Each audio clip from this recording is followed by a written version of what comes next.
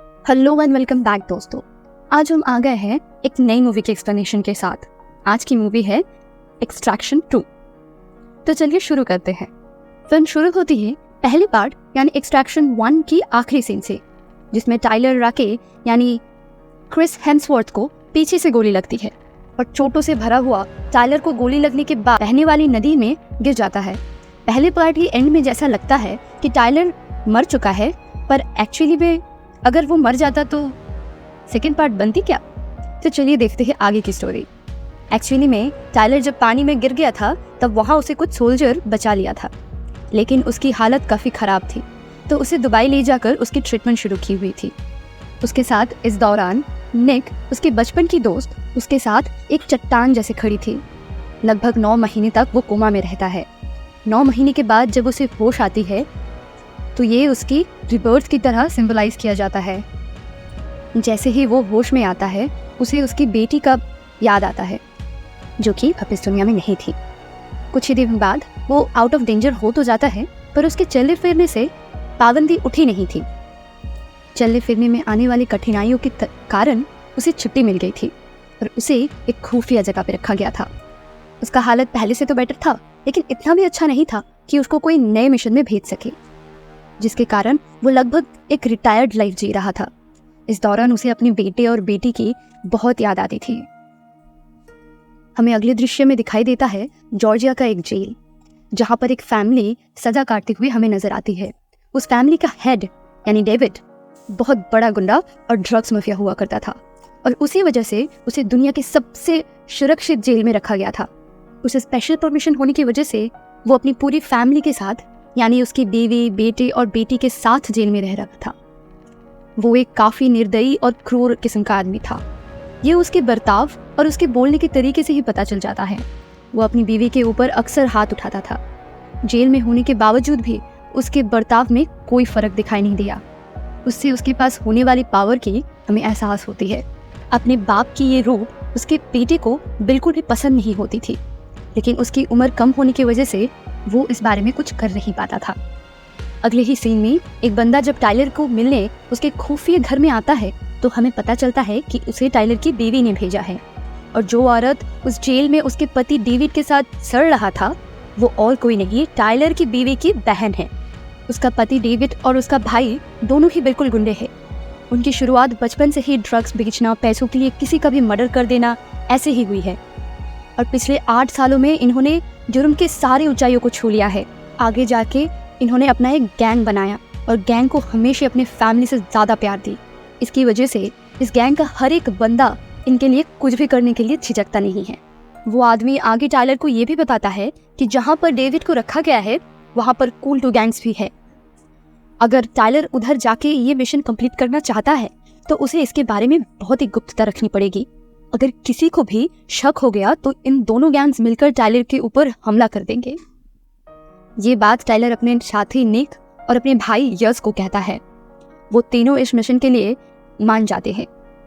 उसके आगे टाइलर कड़ी मेहनत करके अपनी खोई हुई फिजिकल स्ट्रेंथ वापस लाता है।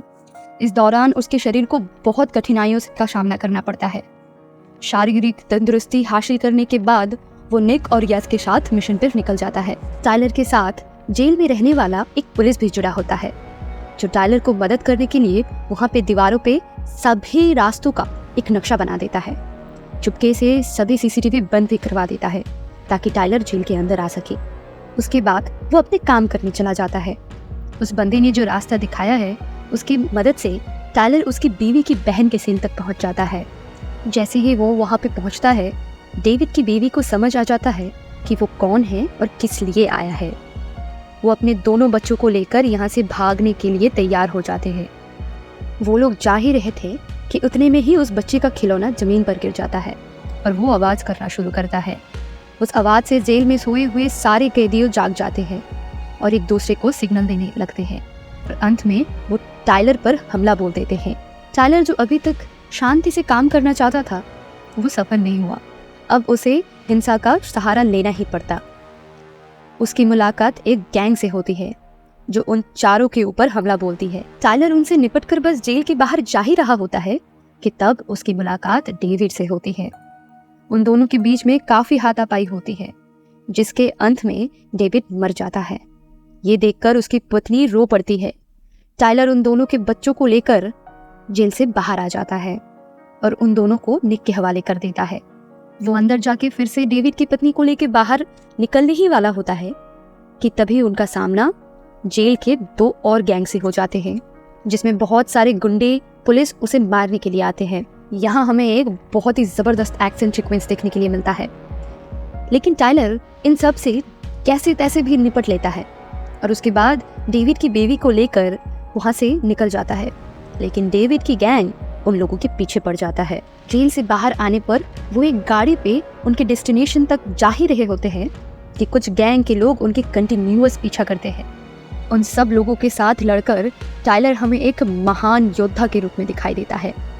वो सब पीछा करने वालों को खत्म करके निक और यश के पास मिलते हैं, जिनके पास बच्चे होते हैं। हाँ, डेविड की बेटी के हाथ पे चोट आई हुई दिखाती है, जो टाइलर फर्स्ट एड कर देता है। लेकिन अभी तक जोरैब और डेविड के लोग उनके पीछे एक चॉपर से आए हैं, ऐसा उन्हें समझ आ जाता है। थोड़ी देर फायरिंग होने के बाद टाइलर वो चॉपर उड़ा देता है। अब टाइलर और उनके साथी ट्रेन से जा रहे होते हैं, लेकिन जोरैब के लोग उनका वहाँ भी पीछा करते हैं। लेकिन टाइलर यहाँ पर बहुत ही बहादुरी से उनका सामना करता है और सभी को मार गिराता है। लेकिन आखिर में इन्हें पता चलता है कि ट्रेन का ब्रेक फेल हो चुका है और इसके कारण ट्रेन का एक बड़ा एक्सीडेंट हो जाता है, लेकिन किसी को कुछ बड़ी चोट नहीं पहुंचती है। अगले सीन में हम जोरैब को फॉलो करना शुरू करते हैं, जो डेविड के जाने के कारण से बिल्कुल पागल जैसा हो जाता है। उसकी हरकतें एक बेवकूफ बच्चों जैसे होना शुरू हो जाते हैं। जो बंदा अपने गैंग मेंबर्स के साथ फैमिली जैसे रहता था, उसका सगा भाई मर जाए तो वो और कैसा बर्ताव करेगा। उसे किसी भी हालत में टाइलर और डेविड की बेबी कितवेन को जान से मारना था। जब कितवान और डेविड के बच्चे को ये पता चलता है कि उसके पापा इस दुनिया में नहीं रहे, तो वो दुख मनाना शुरू करते हैं।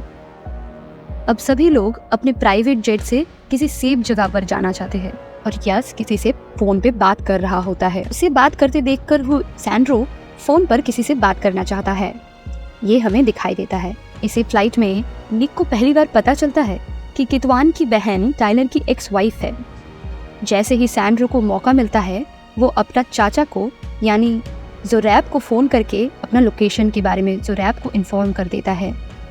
जोरैब सैंड्रो को इमोशनली ब्लैकमेल कर रहा है और उसका ब्रेन वॉश कर रहा है, जिससे वो जोरैब की मदद करने के लिए तैयार होता है। जोरैब अपने सभी गैंग मेंबर्स को इकट्ठा करके उन्हें टाइलर पे हमला करने के लिए तैयार कर रहा है। इसके अगले सीन में हम टाइलर और सैंड्रो को एक बालकनी में बात करते हुए देखते हैं। टाइलर सैंड्रो को उसके बाप डेविड के बारे में सब सच बताता है। वो एक ड्रग स्टीलर, गैंगस्टर और निर्दयी इंसान था और उसके साथ जो हुआ वो बिल्कुल ठीक हुआ। वो सैंड्रो को ये भी बताता है कि वो बीती हुई बातें भूल जाए और अपने माँ का ख्याल रखे, क्योंकि उन्हें भी इस वक्त किसी की आधार की ज़रूरत है। उसी वक्त टाइलर को एक चॉपर दिखाई देता है और वो टाइलर को मालूम पड़ जाता है कि सैंड्रो ने जोरैब को सब कुछ बता दिया है। टाइलर अपने सभी साथियों को इकट्ठा करता है और इस बिल्डिंग से तुरंत निकलने के लिए कहता है। ग्राउंड फ्लोर पे जोरैब के लोग पहले से ही बिल्डिंग पे लगाई हुई थी, साथ ही उन्होंने बिल्डिंग के सारे हिस्सों पर कब्जा कर लिया होता है और नीचे रास्ते पे एक गाड़ी में बैठकर जोरैब टाइलर का इंतजार कर रहा है, क्योंकि उन्हें मालूम है कि आना तो नीचे ही पड़ेगा। इसी दौरान सैंड्रो की माँ उसे जोरैब से चैटिंग करते हुए पकड़ लेता है और इसे ये जानकर बहुत चिंता होने लगती है कि ये जो अटैक उनके ऊपर होने वाला है उसकी वजह और कोई नहीं बल्कि उसका खुद का लड़का सैंड्रो है, जिसके बाद उनके ऊपर एक बहुत ही गंदा अटैक हो जाता है। सभी की हालत तहस नहस हो जाती है, जिससे टाइलर को इस बात का पूरा यकीन हो जाता है कि इधर से बाहर जाने के अलावा उसके पास और कोई दूसरा रास्ता नहीं है। वो अपनी टीम को लेकर वहाँ से बाहर किसी सेफ जगह पहुँचने की कोशिश करता है। उसे इस बात का पूरा अंदाज़ा नहीं होता है कि नीचे जोरैब के गैंग के लोग होंगे। वो पूरी तैयारी के साथ वहाँ पे निकले थे और यहीं पर पुलिस भी आ जाती है, लेकिन जोरैब के लोग बड़ी आसानी से पुलिस को बीच रास्ते से हटा देती है। टाइलर यहाँ से सभी लोगों को लेके किसी तरह बाहर निकलता है और एक गाड़ी में बिठाता है, लेकिन सैंड्रो उसके कार से निकल जाता है और भागने लगता है। उसके पीछे पीछे यस भी जाना शुरू करता है। सैंड्रो जोरैब के पास पहुंचता है। यस उसे वापस बुलाने की बहुत कोशिश करता है, लेकिन वो एक नहीं सुनता। यस के साथ निक भी उधर ही होता है और वो दोनों जोरैब के गैंग के दायरे में आ जाते हैं। उनका फायरिंग शुरू होता है।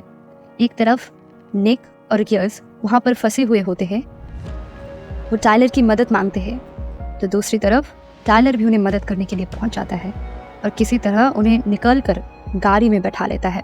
वो उन्हें समझाता है कि अगर उन्हें वहाँ से निकलना होगा तो वो बाई रोड नहीं जा सकते और उन्हें टॉप फ्लोर पे जाकर उधर स्थित चॉपर से यहाँ से निकलना पड़ेगा। ये बात जोरैब और उसके गैंग वाले लोग भी समझ जाते हैं। वो उधर से टॉप फ्लोर के लिए निकलते हैं। उन सभी को इस बात का तो पता चल जाता है कि उधर ऊपर घमासान युद्ध होने वाला है। जैसे ही निक ऊपर फ्लोर पे पहुंचता है, उसके ऊपर खतरनाक हमला हो जाता है, जिससे वो बाल बाल बच जाता है। जोरैब के सभी गैंगमेट्स टॉप फ्लोर पर आने लगे थे। टाइलर, निक और यस सभी दुश्मनों के ऊपर टूट पड़ते हैं और इसी दौरान यस को बहुत सारे गोलियां एक साथ लग जाती है। यस की पूरी एनर्जी खत्म होने को आती है। इसी दौरान दूसरी तरफ हाथापाई में निक बिल्डिंग से गिरने ही वाला होता है कि टाइलर उसे बचाने के लिए कूद पड़ता है। वो उसे पकड़कर बिल्डिंग के टॉप फ्लोर से लटक रहा होता है। वो एक हाथ से उसे पकड़ के रखता है और दूसरे हाथ से बिल्डिंग से लटक रहा होता है, लेकिन वहीं पर जोरैब उसके हाथ पर गोली मार देता है, लेकिन फिर भी वो अपना हाथ नहीं छोड़ता है। जोरैब दूसरी गोली मारने ही वाला होता है कि निक गोली मारकर उसे भी गिरा देता है। वो भी टाइलर और निक जैसे लटकने लगता है। टाइलर यहाँ से निक को फैमिली की ओर जाने के लिए बोलता है। निक वहाँ से निकलता है और उसे अपना घायल भाई दिखाई देता है, जिसको बहुत सारी गोलियां लगी होती है। और यहाँ दूसरी तरफ टाइलर और जोरैब में घमासान लड़ाई चल रहा होता है। दोनों ही एक दूसरे को मारने में कोई कमियां नहीं छोड़ रहे होते हैं। इसी दौरान टाइलर चालाकी से जोरैब को नीचे गिरा देता है। टाइलर सभी लोगों को लेकर चॉपर की तरफ जाने ही लगता है कि पीछे से कोई उन पर गोली चलाना शुरू करता है। जब वो पीछे देखते हैं, वो और कोई नहीं बल्कि जोरैब होता है। यस को पहले से ही बहुत गोलियां लगी हुई थी और जोरैब के हमले के कारण वो उस हादसे से बच नहीं पाता है। उनका उधर से सही सलामत निकलना उनके लिए बहुत ही क्लेशदायक होता है। उसका एकलौता भाई अब इस दुनिया में नहीं रहा। इस विचार से वो टूट पड़ता है। यहाँ जोरैब सैंड्रो से बात करता है। बात करते वक्त सैंड्रो को अपनी गलतियों का एहसास हो जाता है। जब टाइलर उन सबके साथ एक सुरक्षित जगह पे पहुंचता है, तब उधर टाइलर की एक्स वाइफ मिया आती है। वो अपनी बहन और उसके परिवार को सहारा देने के लिए आई हुई है, ऐसा ही प्रतीत होता है। इसके बाद एक सीन में टाइलर और मिया की बातें होती है, जहाँ मिया टाइलर के प्रति उसके मन में जो विश्वास, जो भावना है, वो प्रकाश करती है और टाइलर उसे उसकी हर एक गलती के लिए माफ़ी मांगता है। उसी दौरान उसे जोरैब का फ़ोन आता है।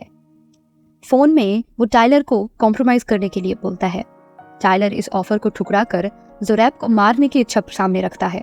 तब वो सारी तैयारी करके जोरैब के बताई हुए जगह पे जाने के लिए तैयार हो जाता है। वो निकलने ही वाला होता है कि तभी उसके साथ आने के लिए निक उसका पीछे पड़ जाता है। टाइलर उसे साफ मना कर देता है और अकेला ही निकल पड़ता है। जैसे ही टाइलर वहाँ पर पहुँचता है, वो उधर हंगामा मचा देता है। काफ़ी एक्शन के बाद जब ऑलमोस्ट सभी लोग मर जाते हैं, तभी वहाँ पर उसे जोरैब दिखता है। उसके साथ सैंड्रो होता है, जिसके शरीर पर बॉम्ब प्लांट किया गया होता है। जोरैब उसे बॉम्ब का डर दिखाकर उसे दूर से ही गन नीचे फेंकने को बोलता है। टाइलर को उसकी बात मानने के अलावा और कोई चारा नहीं दिखा। वो अपने आप ही उसके हवाले सरेंडर कर रहा था। जोरैब सैंड्रो के हाथ में गन थमाकर उसको टाइलर को मारने के लिए कहता है, लेकिन सैंड्रो वो कर नहीं पाता है। सैंड्रो के हाथ से गोली नहीं चल रही थी। ये देख जोरैब अपनी गन उठाकर टाइलर को मारने ही वाला होता है कि तब निक उधर से आकर जोरैब पे हमला बोल देता है। इसी दौरान जोरैब के गान से भी कुछ गोलियां छूट जाती है और टाइलर सैंड्रो को सेव करने के लिए जोरैब के ऊपर कूद पड़ता है और एक बार फिर उनकी हाथापाई होती है, जिसके अंत पे जोरैब और टाइलर दोनों थके हुए जमीन पर पड़े होते हैं। जैसे ही ज़ुरैब टाइलर को लेटे लेटे मारने की धमकी देता है, टाइलर उसके सर पर गोली मार देता है और उसका जीवन समाप्त कर देता है। थोड़ी ही देर में वहाँ पे पुलिस आ जाती है और सबको अरेस्ट कर लेता है। उसके बाद हमें जेल में जिंदा निक नजर आता है। वो अभी भी पूरे तरीके से स्वस्थ नहीं हुआ है। टाइलर भी जेल में उसकी सजा काटते हुए दिखाई देता है, जहाँ पर उससे मिलने उसकी बीवी आई होती है। टाइलर वहाँ उससे ये कन्फ्रंट करता है कि लास्ट टाइम वो उन्हें इस वजह से छोड़ कर गया था कि वो अपने बेटे को मरता हुआ नहीं देख सका। मियाँ उसको उसकी बेटी उसके प्रति कितना गर्व और प्यार महसूस करता है ये बताता है। ये सुनकर टाइलर के कान तृप्त हो जाते हैं। वहाँ पर टाइलर को वापस वही आदमी मिलने आता है जिसने केथ वान को छुड़ाने का काम दिया था। टाइलर उससे अपनी बची हुई टीम यानी निक की मांग करता है। निक वहाँ पर पहुँच जाता है और वो आदमी आखिरी तक टाइलर को अपना नाम नहीं बताता है। ये ज़रूर कहता है कि वो जिस आदमी के लिए काम करता है वो बहुत ही घटिया आदमी है। और इसी के साथ ख़त्म होती है एक्सट्रैक्शन पार्ट 2। तो दोस्तों ज़रूर बताइएगा स्टोरी कैसी लगी और आपने पार्ट 1 देखी क्या? अगर नहीं देखी तो एक्सप्लेनेशन ज़रूर देख लीजिएगा। और अगर आप चैनल पे न्यू हैं तो सब्सक्राइब ज़रूर करिएगा और वीडियो अच्छी लगी तो लाइक भी करना मत भूलिएगा। तो चलिए आज के लिए इतना ही, मिलेंगे नेक्स्ट वीडियो पे।